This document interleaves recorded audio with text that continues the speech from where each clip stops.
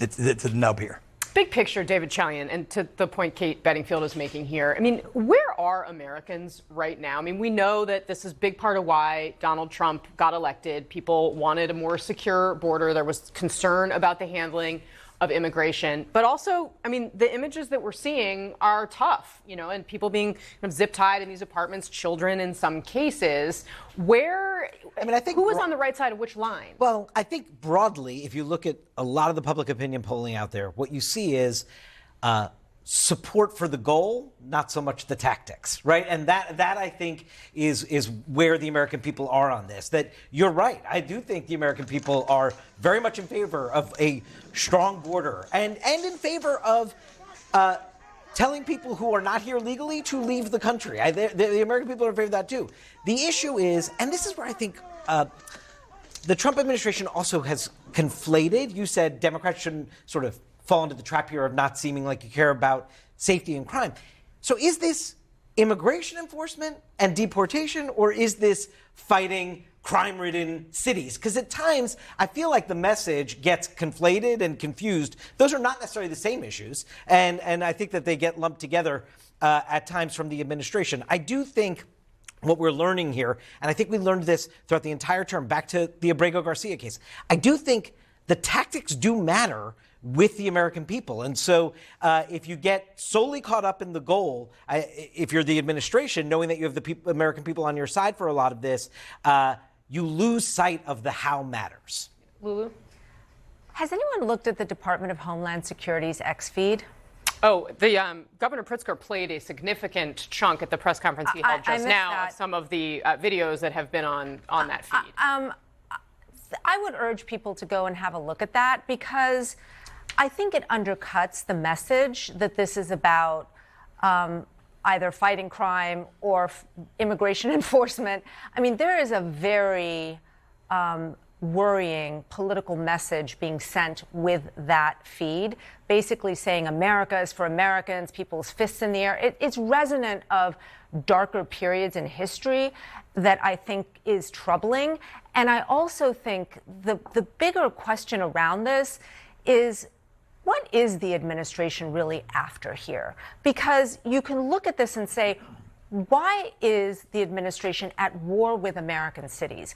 Why are they focused so much on sending military into cities that have not asked for it, while they are not perhaps occupied with other things internationally, or the cost of living at home, or many other things that are important? They are very focused on these culture war issues. They are very focused on picking fights with democratic cities. And I think that there is a larger question here about what it is that they actually want out of this. And I do think that that particular feed gives us an answer. Yeah, I think the David Chalian's earlier point, right? The campaign, if you watch the Trump campaign when they ran, they were for getting rid of criminal aliens, the bad people that everyone wants to get rid of, right? Gang members, criminal aliens, the bad folks. And the worst of the worst. The worst of the worst. Right. That was and I think there's a almost unanimous consensus to do that, right? But what I think Americans see is, people getting swept up in this who are, they're working, they're paying taxes, they're working in hotels, they're busboys. I was going to say, the idea that this isn't affecting people that have lived in these communities for years and years, and that's the disconnect, right? That's the disconnect that tugs at people's heartstrings, because there's a question, and even Trump said it himself, like, maybe we shouldn't send those people back who've been here working so hard, right? And then he got a lot of pushback on that. That's the notion of some sort of a guest worker program, right? What is ICE, how are you going to control the excesses of ICE? I mean, I'm quoting here from my publication, the New York Times. In Chicago, agents have deployed tear gas with no warning, raided apartments and zip-tied residents for hours in the middle of the night, handcuffed a city council member at a hospital after she asked to see an arrest warrant for a detainee. These are serious, sort of egregious overstep of what ICE should be doing. And so the question becomes, are you going to just allow that to happen? Or is there a mechanism in place to say, that's not right, and that erodes then the message of we want to get the bad guys, right? There's probably tons of support. It's an 80-20 issue, as the president says, right? Kicking out, gang members and really criminal aliens.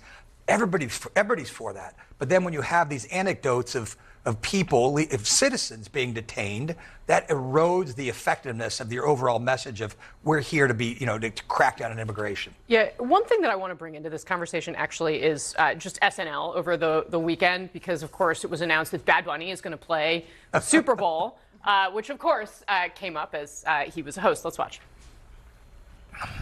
A Trump advisor said ICE agents will attend the Super Bowl after Bad Bunny was announced as the halftime performer. To catch all those farm workers who can afford Super Bowl tickets.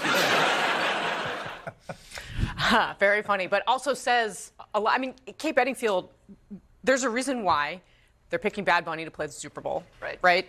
And it says one thing about our culture, and then you have the Trump administration essentially saying, yeah, we're going to make that a target for ICE agents, which says something else about our culture. What does it add up to? Right. Well, and it goes a little bit to Lulu's point about the DHS X feed. I mean, when you have people like Stephen Miller out making these arguments that are just very broadly anti-immigrant, that aren't targeted to we want criminals out and we want the people who've broken the law, but are very broadly anti-immigrant, and to have them announce that they're going to send agents to this concert, I think it does call into question, is the aim here actually a targeted effort at immigration enforcement, or is it an attempt at cultural division, sowing fear, which is a big piece of the strategy here, is to sow fear amongst these communities, and I think that is a very dangerous. Can I just say something? Last word. Bad Bunny, American, Puerto Ricans, American, Spanish, spoken here since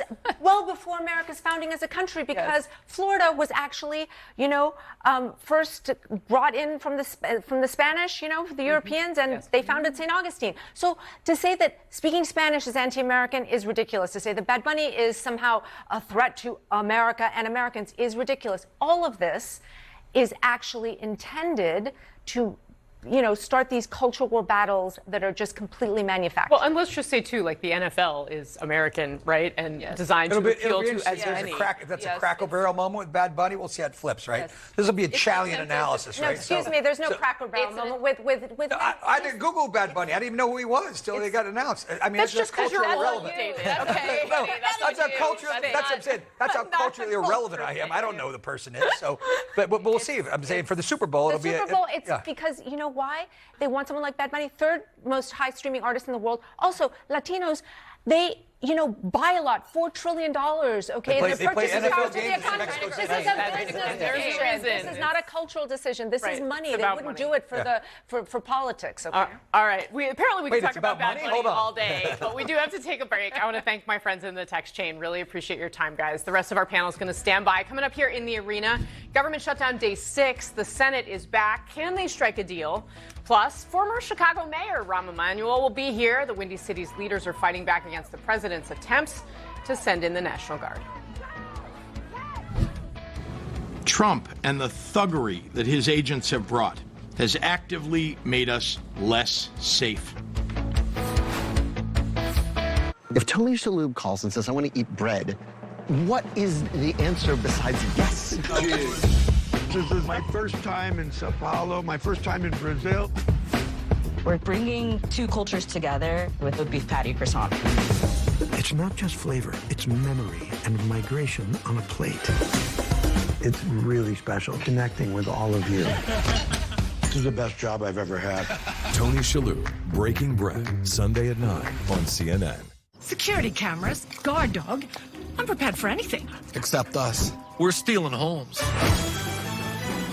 We're criminals that steal home titles and turn your hard-earned equity into cash for ourselves. Yeah, right. I'm protected. That's what they all say, but by the time